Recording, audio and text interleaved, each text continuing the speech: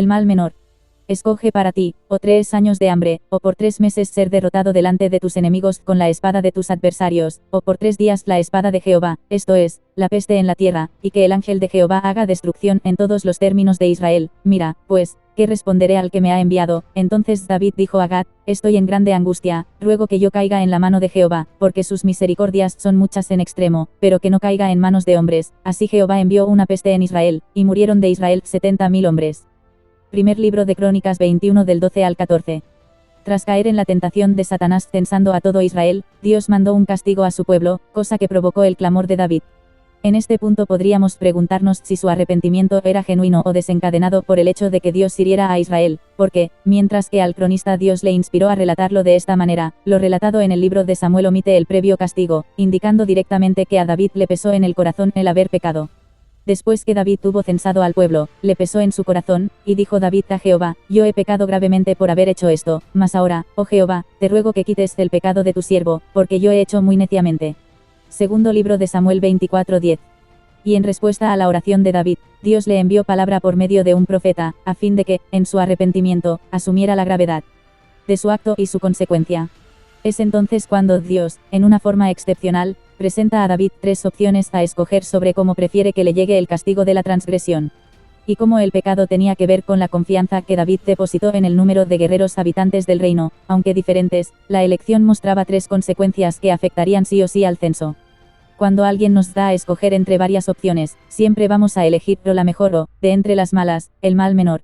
Y esto es lo que vino a hacer David cuando prefirió caer en manos de Dios, pensando en lo que más le convenía en lo personal. Porque David conocía la misericordia de Dios y sus favores, y aunque ya había sufrido, y lo continuaría haciendo en su seno familiar a causa del pecado que cometió con Betsabé, al rey le pareció que el mal menor era caer en manos de Dios por tan solo 3 días.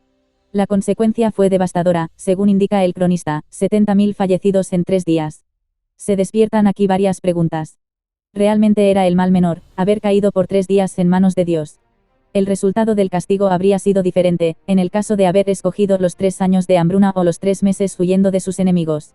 Subestimó David la justicia de Dios, pensando que por su gran misericordia haría pasar por alto el pago por este mal.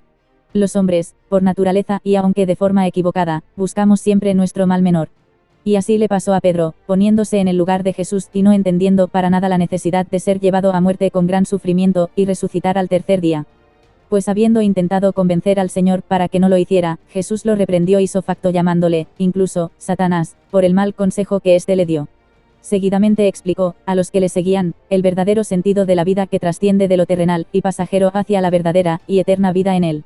Y llamando a la gente y a sus discípulos, les dijo: si alguno quiere venir en pos de mí, niéguese a sí mismo, y tome su cruz, y sígame, porque todo el que quiera salvar su vida, la perderá, y todo el que pierda su vida por causa de mí y del Evangelio, la salvará. Marcos 8:34 y 35. Porque muchos seguían a Jesús solamente por sus milagros, pero no tenían intención de dejar sus vidas por seguirle a él. Y aunque Pedro sí estaba convencido de que él era el Señor, no acababa de entender que Dios tuviera que venir al mundo en carne y hueso para morir, aunque en 3 días fuera a resucitar. Pero Dios es justo, y en su justicia ha determinado que la paga del pecado es la muerte, y que sin derramamiento de sangre no hay remisión de pecado. ¿Qué habría sido de nosotros si Dios no hubiera dejado caer sobre sí mismo el peso de su justicia? Solo nos quedaría exclamar lo que el autor de la carta a los Hebreos: horrenda cosa es caer en manos del Dios vivo. Hebreos 10:31. Pero gracias a Dios nos ha dado al Hijo para que por medio de la fe en él tengamos el perdón y la vida eterna. De modo que si alguno está en Cristo, nueva criatura es, las cosas viejas pasaron, he aquí todas son hechas nuevas, y todo esto proviene de Dios, quien nos reconcilió consigo mismo por Cristo, y nos dio el ministerio de la reconciliación, que Dios estaba en Cristo reconciliando consigo al mundo, no tomándoles en cuenta a los hombres sus pecados, y nos encargó a nosotros la palabra de la reconciliación. Segunda a los Corintios 5 del 17 al 19. Y los que creemos en Jesús y lo tenemos por Señor y Salvador nuestro, gustamos en nuestro día a día de su inconmensurable amor y misericordia, por la nueva vida en él. Pero ahora que hemos pasado de muerte a vida, y hechos hijos de Dios, por la acción y morada del Espíritu Santo, no andamos como los perdidos, aquellos a los que coloquialmente se les puede llamar como dejados de la mano de Dios, sino que al tenerlo como Padre, recibimos de él la disciplina, a fin de crecer conforme a la perfección del carácter de Cristo.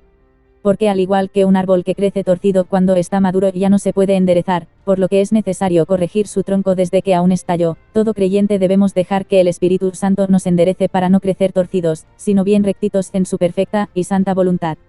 Claro que es tentador hacer de nuestro Padre Celestial un Dios misericordioso en extremo tal como que nos libre de la disciplina de corrección de nuestros errores, pero pronto podremos comprobar que, si somos hijos de Dios, no va a haber modo de zafarnos.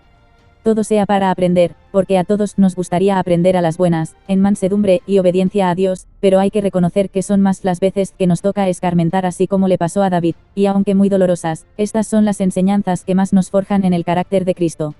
Hoy va a ser el día de dejar de buscar el mal menor en la forma en que somos disciplinados, para empezar a aprender desde un carácter dócil y obediente, y menos nos tocará probar la vara. Mientras tanto, demos gracias a Dios por disciplinarnos como hijos suyos. Es verdad que ninguna disciplina al presente parece ser causa de gozo, sino de tristeza, pero después da fruto apacible de justicia a los que en ella han sido ejercitados, por lo cual, levantad las manos caídas y las rodillas paralizadas, y haced sendas derechas para vuestros pies, para que lo cojo no se salga del camino, sino que sea sanado. Hebreos 12 del 11 al 13.